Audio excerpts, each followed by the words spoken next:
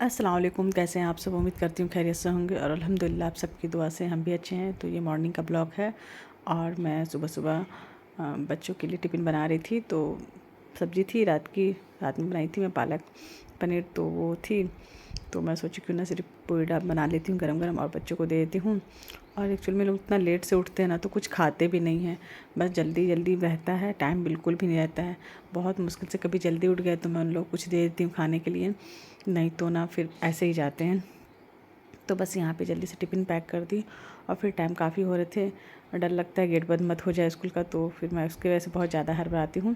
और बच्चे उठने में अभी भी नाटक करते। ठंड तो खैर नहीं है अल्हम्दुलिल्लाह, ठंड कम हो गई है। कम क्या, बिल्कुल भी कम हो गई है ठंड तो। अब तो बस नॉर्मल मौसम हो गया है, अच्छा मौसम है, खैर ना ठंड है ना गर्मी है। तो बस यहाँ पे लोग चिल्ला चिल्ला के मैं निकालती हूँ गेट से बाहर, बहुत मुश्किल से निकलते हैं लोग। तो बस बच्चों को छोड़ के आ गई और फिर मैं आते सब्ज़ी लेकर के आ गई, प्याज ना और कुछ कुछ सब्ज़ी थे। और फिर यहाँ पे ना मैं आंटी को बुलाई थी, अपना ब्लड टेस्ट करवा रही हूँ। एक्चुअल में ना बस थोड़ी तबीयत ठीक नहीं लग रही थी मेरी, बहुत मतलब थक जाती थी, पता नहीं मुझे बहुत थकान लग रही थी। एक्चुअल में ना मुझे थायराइड है, तो मैं इस वजह से काफ़ी टाइम हो गया, 2 साल हो गए मुझे थायराइड की। मैं चेकअप नहीं कराई थी जब से टेंशन चल रहा था, तो मैं सोची क्यों ना मैं थायराइड की चेक करा लूँ। तो एक आंटी हैं जो बहुत पुरानी पहचान की हैं, हमारे साथ ही रहती थी पहले जब हम लोग पुराने वाले घर में रहते थे। तो मैं उनको जब भी बुला लेती हूँ ना तो वो आ जाते हैं। एक्चुअली मैं ही ध्यान नहीं दे रही थी, लेकिन अभी इतना ज़्यादा मुझे थकान हो रही है और मुझे बिल्कुल भी अच्छा नहीं लग रहा है। तो मैं सोची क्यों ना मैं थायराइड का चेक कर लूँ, पता चल जाएगा कम है या ज़्यादा है कुछ। मतलब थायराइड का चेकअप ऐसा है ना कि आपको बीच बीच में कराते रहना चाहिए, बट मैं ध्यान नहीं दे रही थी। साथ चले, कितनी बार क्या पहनूंगा? कहाँ जाऊँ? कोचिंग जाएगा ना? हाँ। हाँ तो फिर मेरे को छोड़ देना। कहाँ छोड़ूं? वही बोली थी ना तुमको, ठीक है। टेंशन हो तुम, जल्दी कर। टेंशन क्या हूँ मैं, टेंशन डाली ना पैसा, 50 रुपया डाल दूँगी, ठीक है। बस जाना है ना बाबू, मिलना है मुझे उससे।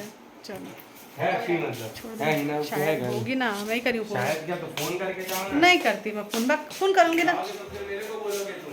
क्या बोलूँगी तुमको? हो होगी ना, उसकी बच्ची को भी देखना ना, भतीजी को देखना है, पूरा काम वैसी है। मैंने इसीलिए रेडी बैठी थी, घी निकाल दी थी, पर घी जल गया। 15 मिनट में हो जाएगा ये।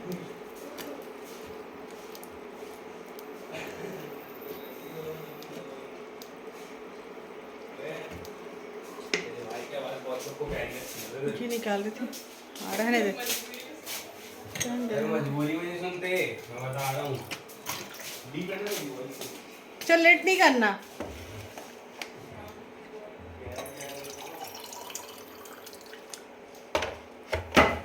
कब से सोची, रोज रोज कुछ ना कुछ हो जाता, फंस जाती, मैं जा नहीं पा रही हूँ। चलो आते हैं जल्दी से, जो भी होगा देखेंगे काम।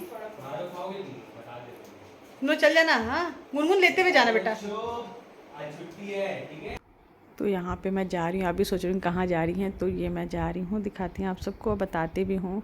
एक्चुअल में जो शादी हुई थी ना मेरी कज़न की, ननद की, उनसे मिलने में जा रही हूँ। तो ये रास्ते में फ्रूट्स भी ले ली मैं उन लोग के लिए, और मैं शादी के बाद फर्स्ट टाइम उससे मिलूँगी, तो मैं बहुत ये करके आई थी कि मैं उससे मिल लूँगी। बट ना अफ़सोस, मुझे इतना अखर इतना मतलब बुरा लगा कि मैं ना आ कर के भी मिल नहीं पाई। एक्चुअली में वो कल ही गई हैं और मैं आज मिलने आई हूँ। और मैं इतना ज़्यादा अपने घर में फंसी हुई थी ना, कुछ कुछ उलझन में, तो मैं ना जा नहीं पाई और मुझे बहुत अखर गया कि मैं उससे मिल नहीं पाई। मैं उससे इतनी उम्मीद से गई थी मिलने के लिए, बट ना नहीं मिली, तो मुझे बहुत अफ़सोस आया। लेकिन फिर नेक्स्ट टाइम इंशाल्लाह कभी आएगी तो मैं मिल लूँगी।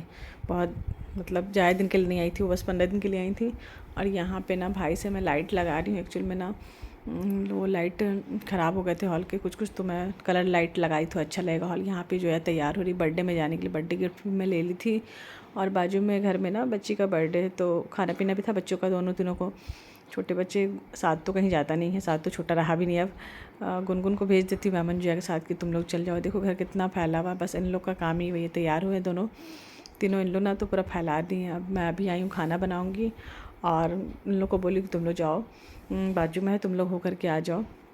अब मेरा पूरा काम वैसे ही फैला हुआ, कहीं चल जाओ ना तो बहुत ज़्यादा मैं चल गई वहाँ ना, उसकी वजह से पूरा घर मेरा एकदम फैला हुआ, बर्तन भी साफ़ नहीं हुए। यहाँ पर घी भी निकाली थी मैं, उसको लगा के टाइमर सेट करके चल गई थी, बट ये तेज़ था शायद ना, तो ये देखो कितना ख़राब मतलब जल गया है। और घी बहुत कम ही निकलेगा इसमें, ऐसा लग रहा मुझे। मैं ना एकदम दिमाग ख़राब हो गया उसको देख करके मेरा। अब इसको बाद में गुनगुन यहाँ पे तैयार होकर के आ गई, जा रही मम्मी करके, तुम ठीक है तुम लोग जाओ मैं काम करती हूँ। तो बस इन लोग को भेज दी मैं। उसके बाद वापस अपने किचन में आ गई और अपना काम मैं सोची थोड़ा सा मटन साथ ला के दिया था मुझे, तो मैं बोली आधा बना देती हूँ। तो इसको मैं बस भिगा के रख दी थी, जैसे कि किचन पूरी चिकन को भिगाते हैं ना दही डाल के। तो मैं सोची क्यों ना मैं ऐसा बनाऊँ, मटन को चिकन स्टाइल में बनाऊँ। थोड़ा सा दही साथ में और पूरे मसाला को मिक्स करके मैं छोड़ दी थी। अब प्याज को ब्राउन करके उसके बाद फिर अच्छे से तल के बनाती हूँ, थोड़ा अलग टेस्ट आएगा। तो मैं कभी कभी ऐसे ना कुछ डिफरेंट करते रहती हूँ मटन में। मटन ना रोज़ हमेशा ना एक जैसा नहीं बनाना चाहिए। कभी मैं आलू डाल के, कभी चने की दाल, कभी लौकी, कभी गोभी, कभी परवल, ऐसे कुछ डाल के बनाओ ना तो बहुत अच्छा टेस्ट आता है। कभी कभी तो बहुत दही खट्टे में बनाओ, कभी टमाटर में बनाओ। तो ऐसे मैं ये सब अपने मदर इन लॉ से ही सीखी थी, मम्मी जी से। वो ऐसे ही बनाते थे, जब भी गोश्त बनाते थे ना तो कुछ डिफरेंट और कुछ अलग सब्जी डाल के बनाते थे। तो मुझे भी ऐसी आदत हो गया। मैं बहुत कम सिर्फ बनाती हूँ मटन में कुछ मिला के ही बनाती हूँ। तो बस यहाँ पे लगा रही थी सीटी में, उसमें सीटी आ जाएगा तो ज़्यादा टाइम लगता नहीं मटन गलने में, 2-3 सीटी में आया था। और मैं यहाँ पे घी जो बचा था तो मैं बोली चलो इसको ना मैं निकाल देती हूँ। और जितना ऐसे इस बार ज़्यादा घी नहीं निकला, थोड़ा सा मैं ध्यान नहीं दी, छोड़ दी थी ना तो बहुत ज़्यादा उसमें चिपक गया था। तो उसमें क्या है, चलाते रहने का है घी को थोड़ा थोड़ा। और मैं इतना देर तक कौन खा रहा है कौन चलाए करके ना मैं छोड़ दी टाइमर सेट करके, और मुझे जाना भी था। तो इस बार ना जैसे 1 पाव जैसे घी निकला होगा। ऐसे मैं घी बाहर से भी ले लेती हूँ जब राशन लेती हूँ तो, बट घर का घी ना ज़्यादा बेस्ट होता है बच्चों के लिए। पता नहीं क्यों ऐसा होता है, बाहर का घी ना आप लोगे तो एकदम पतला रहेगा और वो जमता नहीं है, ठंडा होने के बाद भी ना रहता है लिक्विड। और ये घर का घी ना इसको ठंडा कर दो ना, ठंडा है तो ये जम जाता है। पता नहीं अब ओरिजिनल रहता है कि नहीं रहता है, बाहर का घी समझ में नहीं आता। बस जो बेस्ट रहता है ना वो घर का ही रहता है।